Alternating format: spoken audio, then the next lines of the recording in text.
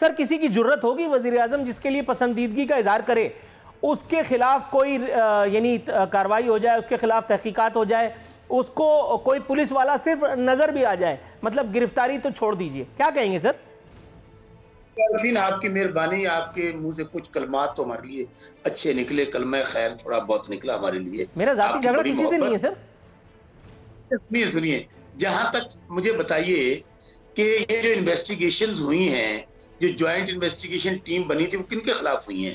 جہانگیر ترین صاحب کے خلاف ہوئی ہیں, میاں نواز شریف کے خلاف ہوئی ہیں, خسرو مختار صاحب کے چھوٹے بھائی, جتنے بھی لوگ چینی مافیا کے لوگ تھے, کارٹلز تھے, سب کے خلاف ہوئی. اچھا, آپ نے کہا ایف آئی آر, شاید میں آپ کے علم میں اضافہ کر دوں, آپ نے کہا کس کی جرت ہے جو جہانگیر ترین خلاف ایف آئی آر, ان کے خلاف باقاعدہ ایف آئی آر درج ہو چکی. اب اس سے آگے چلتے ہیں. دیکھیں جہانگیر ترین صاحب کون ہیں؟ جو فاؤنڈر ممبرز میں سے ہیں پارٹی کے, جنہوں نے اپنا خون پسینہ اس پارٹی کو دیا. لیکن یہی نیا پاکستان ہے کہ کل رات پرائم منسٹر صاحب نے ایک انٹرویو میں یہ بات آپ نے نہیں کوٹ کی, باقی سب کچھ سنا دیا. انہوں نے کہا ابھی ترین صاحب مشکل دور سے گزر رہے ہیں, جب تک وہ اپنے آپ کو کلیئر نہیں کرتے ہیں ان کا پارٹی سے کوئی تعلق نہیں ہے, ان کے پاس کوئی آفس نہیں ہے. یہاں پہ ماضی میں کیا ہوتا, مجھے وہیں آپ لے آئے سر یاد ہے ماضی عذاب ہے یار, اب ماضی مت یاد دلائیے, کنفیوز ہی آ جاؤں گا میں بھی اور آپ بھی سر, ادھر ادھر ہو جائیں گے. ماضی کی آپ نے بات کی تو میں ذرا تھوڑا سا آپ کو یہ بھی بتاتا چلوں. آپ نے کہا ان کے خلاف ایف آئی آر ہو گئی ہے. سر میں آپ کو چیلنج کر رہا ہوں, 10 روپے کی آن ایئر شرط آپ کے ساتھ لگاتا ہوں, اور میرے 10 روپے حق حلال کے ہیں. یہ میں نے کسی کی چمچہ گیری اور جس کو کہتے ہیں وہ بریگیڈ میں شمولیت کر کے نہیں کی. میں آن ایئر کہہ رہا ہوں اور ڈنکے کی چوٹ پہ کہہ رہا ہوں. سننے والے سن لیں, اپنے کان میں اپنے دماغ میں یہ بات بٹھا لیں. نہ میں چمچہ گیری اور خوشامد کر کے یہاں تک آیا ہوں, اور نہ مجھے کسی کا جو ہے وہ پرواہ ہے کون سن رہا ہے کون نہیں. جو بات کہوں گا اللہ اور اس کے رسول کے حوالے سے اس کے خوف میں کہوں گا. سر جہانگیر ترین پر ایف آئی آر ہے, پرانے ماضی میں چلے جاتے ہیں. وہ آدمی جس نے پاکستان کو کانسٹیٹیوشن دیا, وہ آدمی جس نے پاسپورٹ دیا, وہ آدمی جو ایٹم بم بنانے والے عبد القدیر کو لے کر کے آیا, جس کا نام ذوالفقار علی بھٹو تھا, جو میرے ماموں کا لڑکا تھا, نہ میں اس کی پھپھو کا لڑکا ہوں, جس سے مجھے کوئی لینا دینا نہیں ہے. ایسے ہی جنرل نالج کے لیے پوچھ رہا ہوں, جن کو آپ آج تک پسند کرتے ہیں, جن کی پارٹی میں آپ خود موجود تھے. سر ایک ایف آئی آر پر ذوالفقار علی بھٹو کو پھانسی ہوئی تھی. جہانگیر ترین اسی ملک میں ایف آئی آر کے باوجود موجود ہیں, اور ان کے گھر کے 1000 میٹر آس پاس کوئی پھٹک نہیں سکتا. یہ بات آپ دل پہ ہاتھ رکھ کر کے کہیے میں جھوٹ بول رہا ہوں, یس اور نو, بس, اور کوئی بات نہیں. پھر میں اگلے مہمان پہ جاؤں گا. تو عرض کروں, پروگرام میں سے کوئی ٹائم ہمیں بھی عنایت کر دیں. ہمیں آپ نے بطور مہمان بلایا کہ ہم اپنی سارے پروگرام تو خود ہی کیے جا رہے ہیں. اور پتہ نہیں آپ کو یہ کس نے, وہ کہتے ہیں نا, آپ کو تو نہیں کہا ہم نے کہ بار بار آپ اپنی بات کو اپنی طرف لے کے جا رہے ہیں کہ میں, بھائی آپ, ہمیں پتہ ہے کہ آپ اچھے آدمی ہو, آپ آنیسٹ آدمی ہو, آپ غلط کام نہیں کرتے ہو, اس لیے آپ اپنے آپ کو ان میں شامل نہ کرو. پہلی بات تو یہ ہے. دوسری بات, میں نے آپ کو عرض یہ کیا تھا نور العارفین کہ ایک باقاعدہ, شاید آپ بھول رہے ہو, آپ کی یادداشت کمزور ہوتی جا رہی ہے, لگتا ہے آپ کو تھوڑا سا, آپ کو بادام وغیرہ مجھے بھیجنے پڑیں گے جب میں کراچی آؤں گا, آپ سے ملوں گا بھی. میرے بھائی باقاعدہ ایک کمیشن بنا, کمیشن کی ریکمنڈیشنز آئیں, ریکمنڈیشنز کے بعد باقاعدہ اس کے تمام اداروں کو وہ چیزیں بھیج دی گئیں.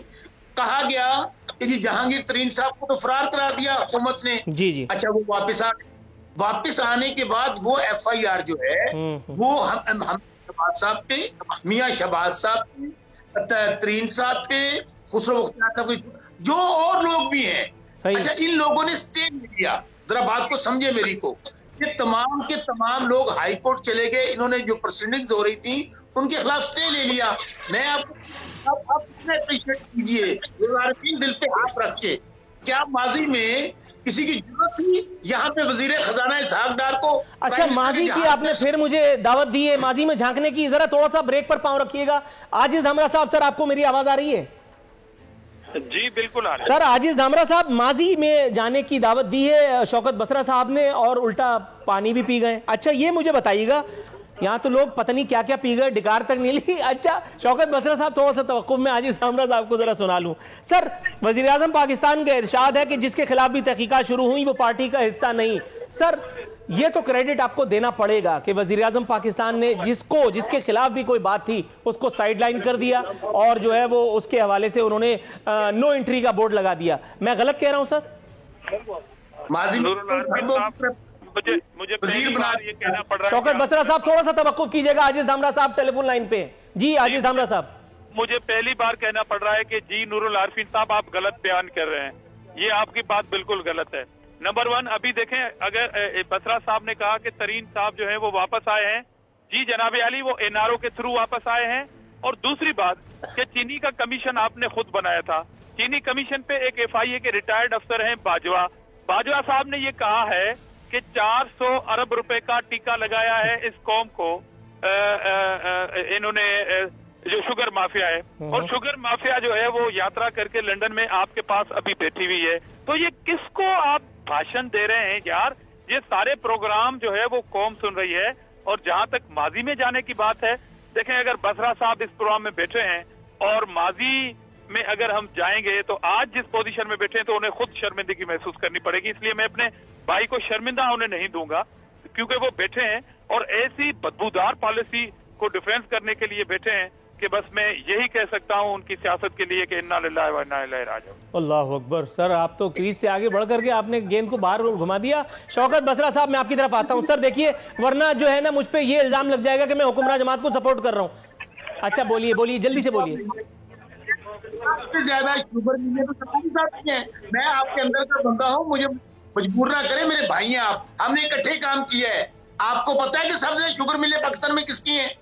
पहले नंबर पे जरदारी साहब में चले जाए बसरा साहब, आपको शर्मिंदगी होगी।